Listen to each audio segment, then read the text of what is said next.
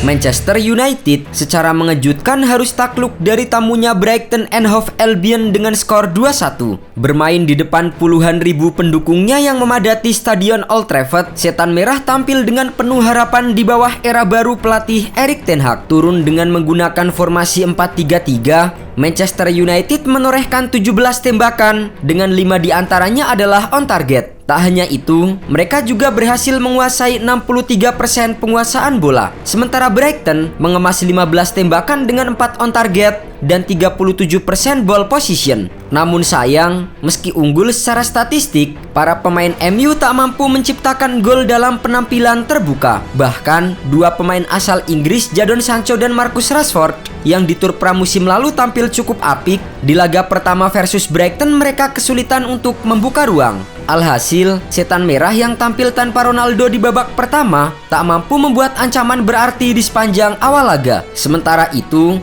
Brighton yang mengandalkan Danny Welbeck dan Adam Lallana di lini serang terbukti cukup efektif untuk merepotkan lini pertahanan MU yang dijaga Harry Maguire dan Lisandro Martinez. Mantan jebolan Manchester United itu beberapa kali mengancam gawang David De Gea melalui umpan-umpan terukurnya. Alhasil, Brighton mampu mencetak gol lebih dulu saat pertandingan memasuki menit ke-30.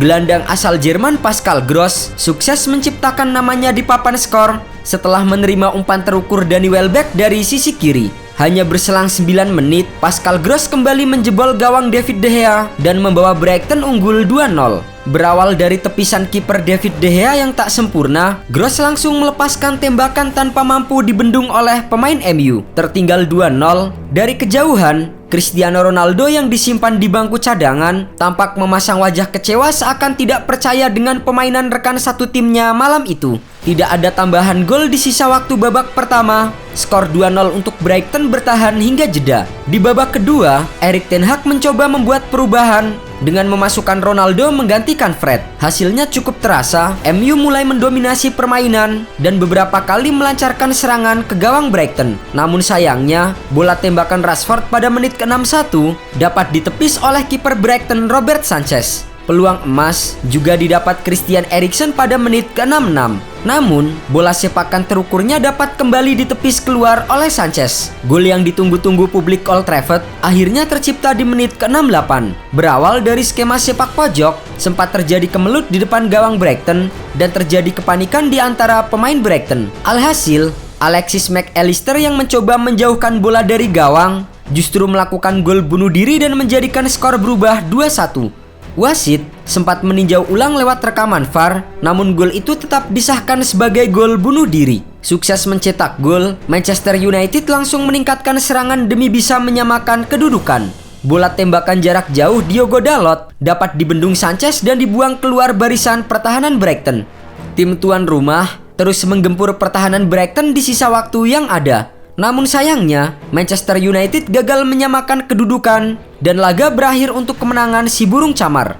Kekalahan 2-1 atas Brighton menjadi masalah besar yang harus dibenahi oleh The Red Devils. Meski tidak memasukkan Ronaldo sejak menit awal, namun tidak sepenuhnya Erik ten Hag bersalah di pertandingan pertamanya musim ini. Ada beberapa pemain MU yang membuat kesalahan mendasar di lapangan yang patut dibayar mahal. Ten Hag pun merasa bahwa para pemain tampak kurang percaya diri di lapangan dan sulit untuk mengubah perasaan tersebut. MU sebenarnya memulai pertandingan dengan baik, tapi karena serangan-serangan MU yang terus gagal, pada akhirnya mereka memberi ruang untuk Brighton memberikan perlawanan. Hasilnya, serangan balik cepat Brighton sulit untuk dihentikan MU. 2 gol Pascal Gross berawal dari skema yang hampir sama. Saya kira kami memulai pertandingan dengan baik. Lalu setelahnya kepercayaan diri kami sedikit turun dan kami membuat banyak kesalahan. Lalu lawan pun menghukum kami. David De Gea bahkan sampai emosi di awal babak kedua. Sebab saat itu, lini belakang MU membiarkan Danny Welbeck menanduk bola dalam posisi bebas di dalam kotak penalti. Namun, De Gea harusnya bisa berbuat lebih baik untuk gol kedua Brighton. Ia seharusnya mampu menepis bola dengan baik agar terhindar dari jangkauan pemain lawan. 2 gol Brighton juga tak lepas dari area yang ia kawal. Sementara itu Harry Maguire juga masih terlihat kurang waspada dalam mengawal areanya. Untuk gol pertama, kapten Manchester United itu juga tidak terlihat batang hidungnya dan justru lebih sering jadi bulan-bulanan Welbeck. Di posisi bek kiri, Luke Shaw yang tampil sejak menit awal nyaris tak berguna di sepanjang pertandingan. Ia kehilangan bola di tengah yang berujung pada terciptanya gol pertama Brighton. Menyikapi hal itu, Ten Hag berusaha memahami bahwa sebagian pemain MU tampak tidak percaya diri, khususnya pemain-pemain yang sempat mengalami kemerosotan drastis beberapa tahun terakhir. Sebisa mungkin, Ten Hag ingin membantu para pemain tersebut. Saya bisa memahami hal itu setelah apa yang terjadi tahun lalu, tapi seharusnya tidak demikian. Mereka adalah pemain-pemain bagus. Keyakinan itu datang dari dalam diri sendiri. Saya tahu hal seperti ini bisa terjadi, tapi saya kira seharusnya kami bisa lebih baik. Itu jelas, tapi juga harus dipahami bahwa perubahan tidak bisa terjadi dalam semalam. Lebih lanjut, Ten Hag merasa yakin bahwa kekalahan perdana ini bakal jadi tamparan untuk skuad MU. Mereka harus tahu bahwa ada banyak hal yang perlu diperbaiki. Hari ini kami mengalami periode terburuk di babak pertama dan kami harus belajar dari itu. Masalah ini juga sudah jelas.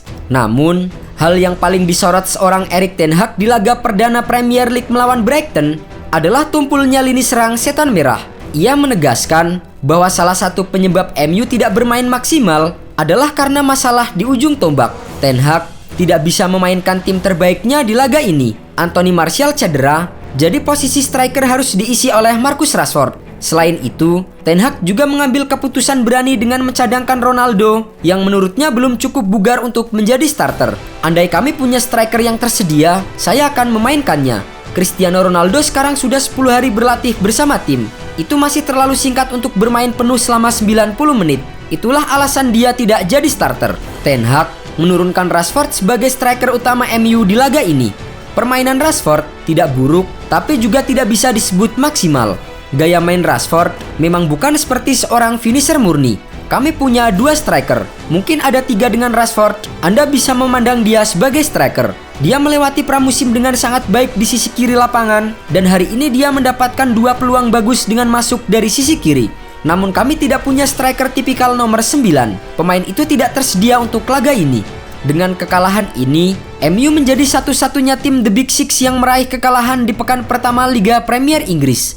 The Red Devils kini duduk di urutan ke-13 klasemen di bawah Liverpool yang bermain imbang 2-2 melawan Fulham Sabtu kemarin.